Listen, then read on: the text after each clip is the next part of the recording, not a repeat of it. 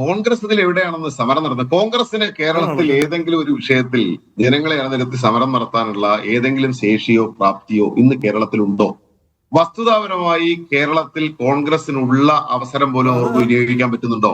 ഇപ്പോ അനൂപ് ഇവിടെ പറഞ്ഞല്ലോ, ഇത്രയും ഗൗരവപ്പെട്ട ഒരു പ്രശ്നമായിട്ട് എല്ലാ കാര്യത്തിനും റോട്ടിലെ കുഴിക്ക് ഒരു അടിയന്തര പ്രമേയത്തിന് നോട്ടീസ് കൊടുത്തിരുന്നവരാണല്ലോ വി.ആർ. അനൂപിന്റെ നേതാക്കൾ. എന്തേ ഈ വിഷയത്തിൽ ഒരു അടിയന്തര പ്രമേയത്തിന്റെ നോട്ടീസ് പോലും നിയമസഭയിൽ നൽകാൻ കഴിയാതിരുന്നത്? എന്തേ ചെയ്യാതിരുന്നത്?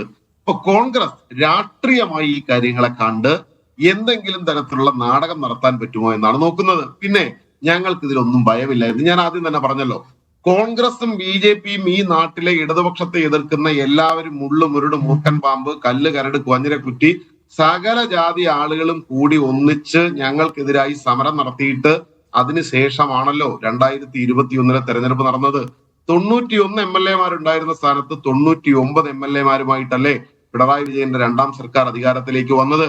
അതുകൊണ്ട് നിങ്ങൾ സമരത്തെ ഒന്നും ഞങ്ങൾ ഭയപ്പെടുന്നില്ല. പിന്നെ അനൂപ് ഉണ്ടാക്കാൻ നോക്കുന്ന നരേറ്റീവ് എന്താ?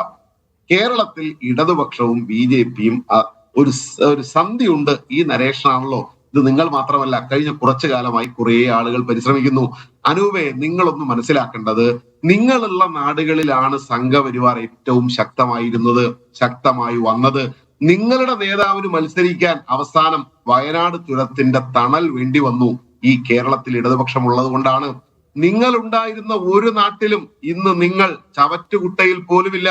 ഗുജറാത്തിലാവട്ടെ, രാജസ്ഥാനിലാവട്ടെ, ഹരിയാനയിലാവട്ടെ, എവിടെയും ബി.ജെ.പിക്ക് പാർലമെന്റിൽ ഒരു സീറ്റ് ഉദാരമായി സംഭാവന കൊടുത്തയാളിന്റെ പേര് കെ.സി. വേണുഗോപാൽ എന്നാണ്. രാജ്യസഭയിലേക്ക് ഒരു സീറ്റ് കൊടുത്തയാളിന്റെ പേര്. ബി.ജെ.പിക്ക് രാജ്യസഭാ സ്ഥാനാർത്ഥിയായി നിങ്ങളുടെ നേതാവിനെ തോൽപ്പിച്ച് വോട്ട് ചെയ്ത MLA-മാർ കൈപ്പത്തിയിൽ ജയിച്ചവരാണ്. ഞങ്ങൾ എല്ലാ കാലത്തും സംഘപരിവാറിനെ എതിർത്തവരാണ്. കമ്മ്യൂണിസ്റ്റുകൾ എന്നീ രാജ്യത്തിനകത്ത് രൂപം കൊണ്ടിട്ടുണ്ടോ ഈ 2025 വരെ ഞങ്ങൾ ചോരയും ജീവനും കൊടുത്താണ് സംഘപരിവാറിനെതിരായി